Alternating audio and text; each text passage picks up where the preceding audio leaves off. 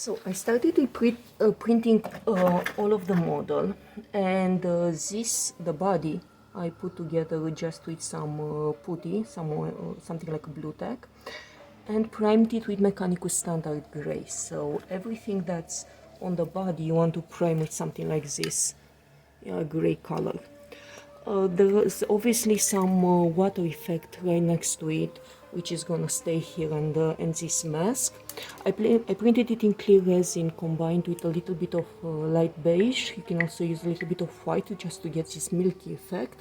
And this is nothing special, I just put some greenish primer on it. Going to the body, and I assembled it because actually up next I want to use a lighter gray. I'm going to use grays here to spray it from the top just to get lining in before I start painting.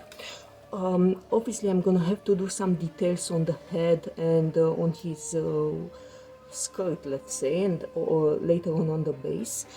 But I want a gray primer in, and then I want to create some light. So what we're doing is like a zenithal priming now. With grays here. The skin, let's say, that would be it. So once I put this color on top of it, that will give me the skin. And the only thing I'm thinking is to go a little, I normally go from the top, top, because the light would be like this. Because I have this part of the shoulder that looks very interesting, I'm actually thinking of doing like a directional light, so going a little bit from the top right side. Yeah.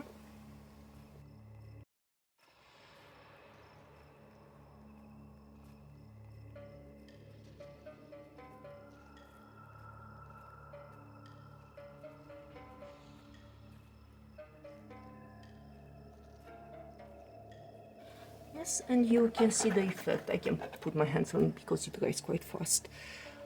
Because I hit it from one side, I will actually have his left side a little bit lighter. I still hit the face, I'm still having some 3D effect on the face and on the cloth and everything and on the muscles, but I'll just have the right side and everything that's bent over, let's say, darker than the rest.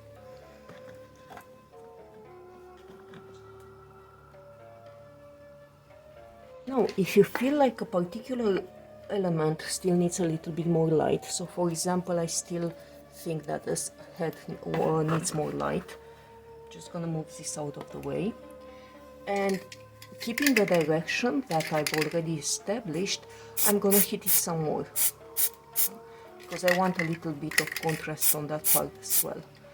But I'm gonna focus it on this side, you see?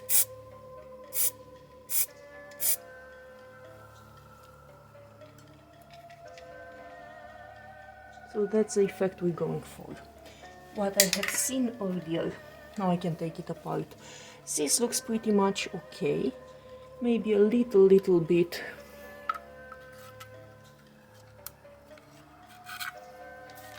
It's gonna work. Maybe a little bit from the top just to get some more definition, but still focusing on this part.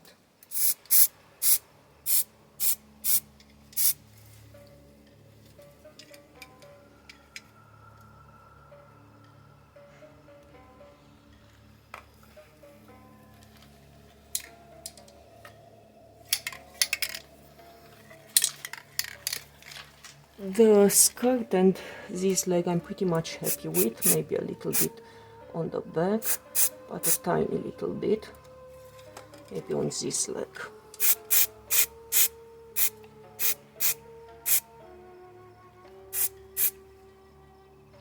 Leave it something like this.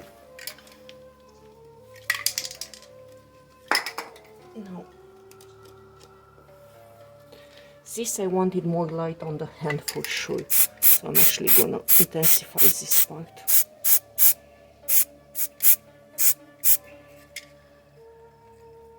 The sand we're gonna paint later after this dress.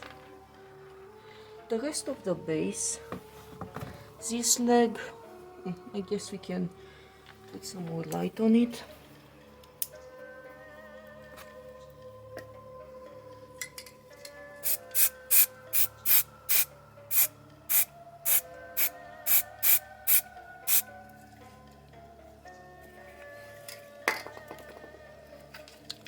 The base is fine. I'm not going to bother with it.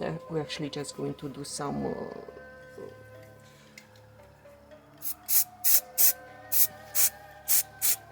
ink or something like this.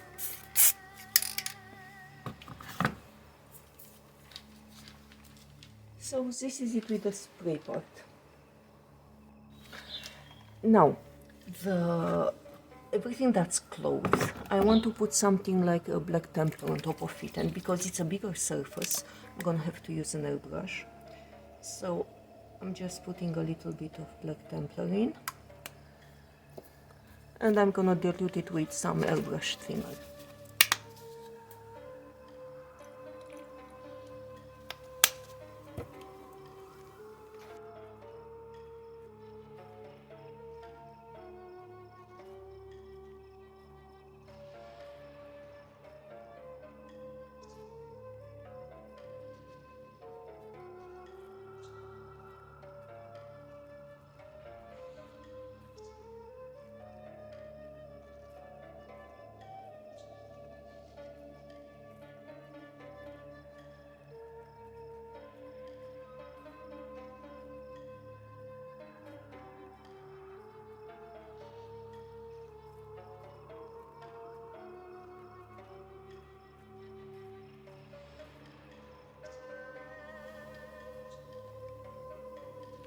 Now what will happen when it's dry, because Black Templar is a contrast paint and we have that lighter parts already spray painted, you're gonna get again some more light, let's say, on this part and make it darker on the other side. So once you let it dry, you can start to see it. Yeah, you're gonna get this dimension instead of just a very flat color. Now I'm just gonna do the same on the skirt and obviously let them dry very well. You have seen the rest of the base was masked just because I don't want to get color on top of it.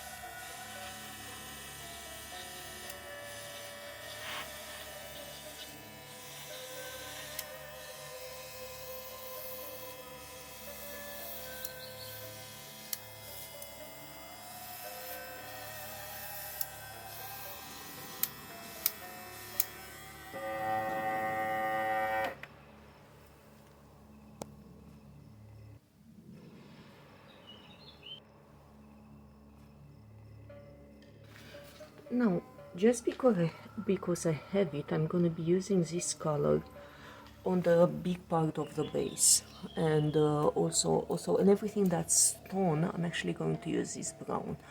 I obviously still have this part black, but I can paint it with a black templar simply with a brush after it dries.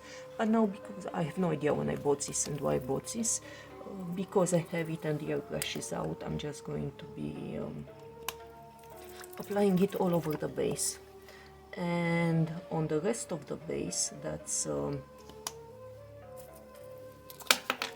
masked at the moment. We're obviously going to be doing it later with a brush.